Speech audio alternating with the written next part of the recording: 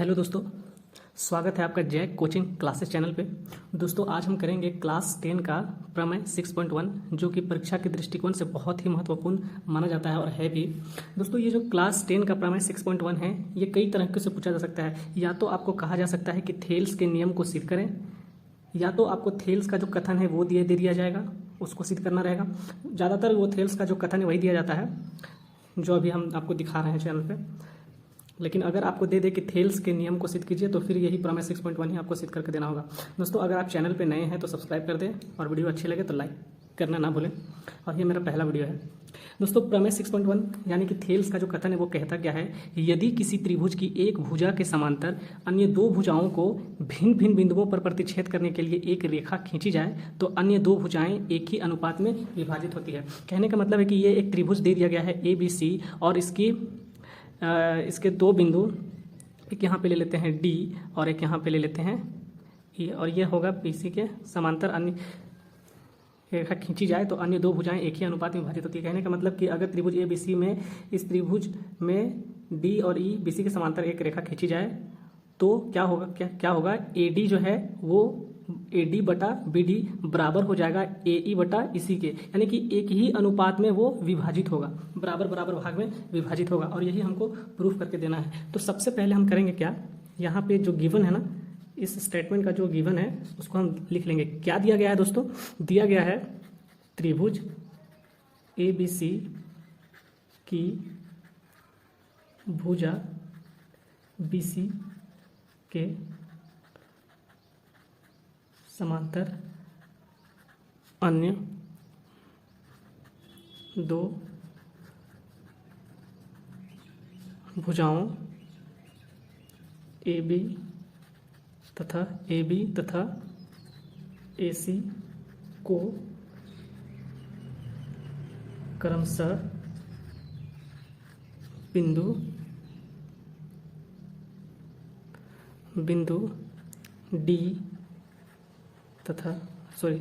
D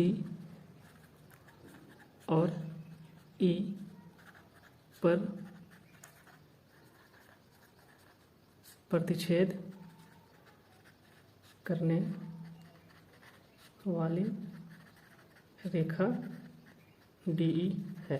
अर्थात कहने का मतलब क्या हुआ, DE जो है वो समांतर है BC। ठीक है, हमको प्रूफ क्या करना है, रिक्वायर्ड टू प्रूफ, हमको प्रूफ क्या करना है कि एक ही अनुपात में विभाजित होती है। कहने का मतलब ये जो AD और बटा BD बराबर हो जाएगा AE बटा EC के। यही हमको प्रूफ करके देना। ठीक है, हम सबसे पहले इसको प्रूफ करने से पहले एक कंस्ट्रक्शन करेंगे। कंस्ट्रक्शन क्या करेंगे, कंस्ट्रक्शन करेंगे D से DM लंब खींचेंगे AC पर तथा E से EN लंब खींचेंगे AB पर और BE को मिलाएंगे और CD को मिला देंगे। ये मेरा कंस्ट्रक्शन होगा। ठीक है, क्या किए हैं कंस्ट्रक्शन में, D से DM लंब AC और E से EN लंब AB खींचा और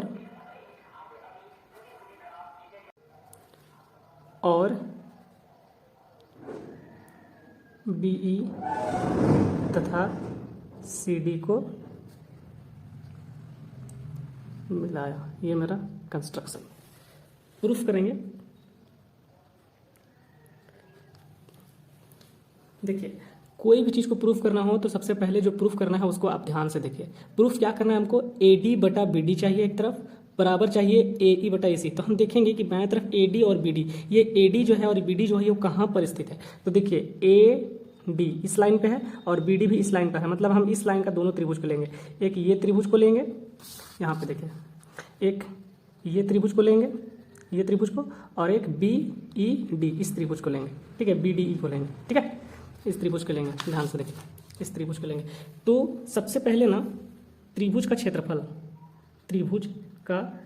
क्षेत्रफल क्या होता है आपको पता होगा। त्रिभुज का क्षेत्रफल होता है 1/2 गुणे आधार गुणे ऊंचाई। ये तो आप सभी को पता होगा, ये नया चीज़ नहीं है, ये क्लास 7-8 से आप पढ़ते आ रहे हैं, ठीक है। तो सबसे पहले ना प्रूफ करने से पहले आप फिगर को काटिए। देखिए फिगर काटने का एक तरीका, जब फिगर काटेंगे ना तो आपके लिए आसान हो जाएगा। फिगर कैसे काटेंगे, हमको चाहिए AD/BD चाहिए। तो ये जो इधर वाला जो लाइन है ना, ये जो लाइन है ना, ये लाइन इसको ऐसे कर दीजिए, ठीक है, ऐसे कर दीजिए, ठीक है। हम ऐसे इधर से बना दे रहे हैं इस फिगर को, ठीक है, छोटा सा बनाएंगे। क्या है मेरा A, तो A, फिर है N, फिर है D, फिर है B, और यहाँ पे मेरा है E। हम उसको मिला देंगे, ठीक है। फिगर को हम क्या किए, उल्टा दिए।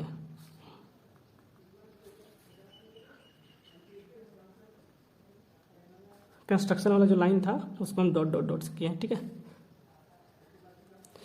सबसे पहले हमको चाहिए AD चाहिए। देखिए AD मेरा इस लाइन पे है, इस लाइन पे इस ट्रायंगल को लेंगे त्रिभुज ADE का क्षेत्रफल बराबर क्या हो जाएगा, 1/2 गुने आधार में रखा हो जाएगा AD, आधार हो जाएगा AD, और ऊंचाई क्या हो जाएगा EN, ठीक है। ठीक उसी तरह अगर हमको चाहिए नीचे BD, तो BD वाला को लेंगे, इसको लेंगे त्रिभुज BDE का क्षेत्रफल बराबर क्या हो जाएगा, 1/2 आधार हो जाएगा मेरा BD, और ऊंचाई तो हो जाएगा मेरा EN ही। अब इसको हम बटा में लिखते हैं, ठीक, इसको हम क्या में लिखेंगे, बटा में लिखते हैं।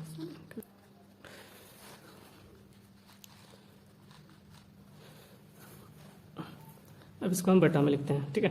लिखेंगे त्रिभुज ADE का क्षेत्रफल बटा त्रिभुज BDE का क्षेत्रफल बराबर हो जाएगा 1/2 गुणे AD इंटू EN, और इसका भी बटा दे देंगे, क्या हो जाएगा 1/2 BD इंटू EN। अब हम जब बटा में लिखते हैं, देखते हैं ये EN, ये N खत्म, 1/2 भी खत्म, बचा क्या, त्रिभुज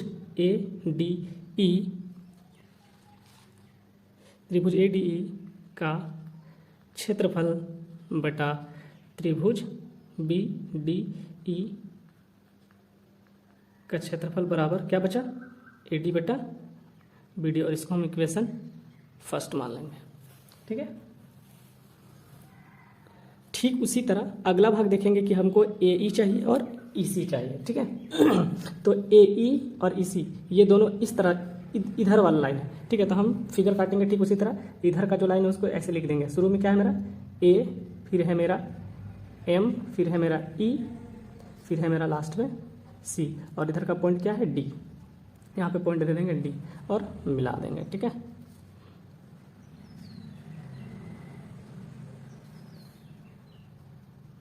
मैं फिगर जल्दी जल्दी मतलब आप लोग आपसे बनाएंगे एग्जाम में, ठीक है। अब लिखेंगे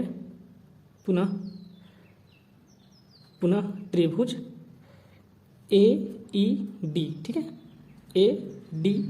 ADE लिखे थे ना हम लोग, AED लिखेंगे, त्रिभुज A, सेम ट्रायंगल है ना, तो जिस तरह से नाम लिखेंगे उसी तरह लिखेंगे। ADE का क्षेत्रफल क्या हो जाएगा, 1/2 इंटू आधार हो जाएगा मेरा AE, ठीक है, आधार हो जाएगा AE, और ऊंचाई हो जाएगा DM, ठीक है। फिर लिखेंगे त्रिभुज CDE का क्षेत्रफल, CDE का, ठीक है, इसको लिए और फिर इसको लेंगे। CDE का क्षेत्रफल क्या हो जाएगा, 1/2 गुने आधार हो जाएगा EC, और ऊंचाई तो हो जाएगा DM, ठीक है।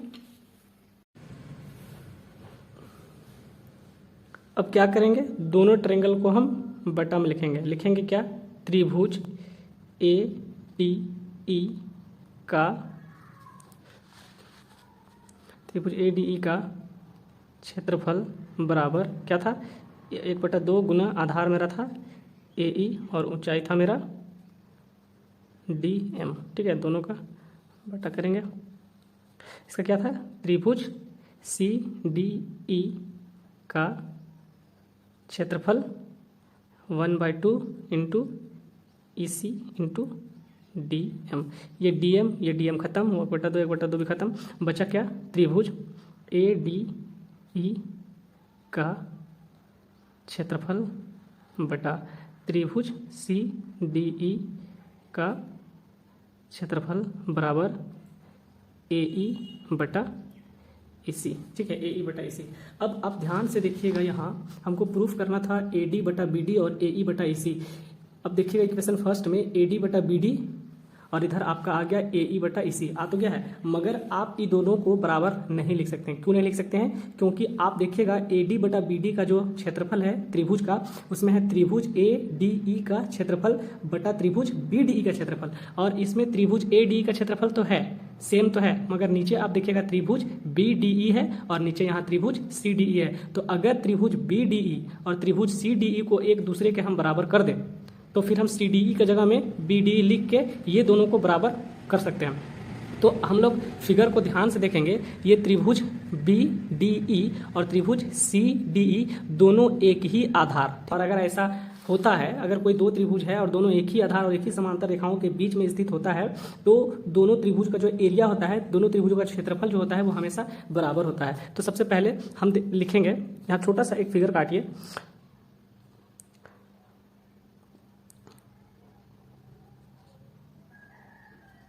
ठीक है, ये फिगर को काट के निकाल लीजिए।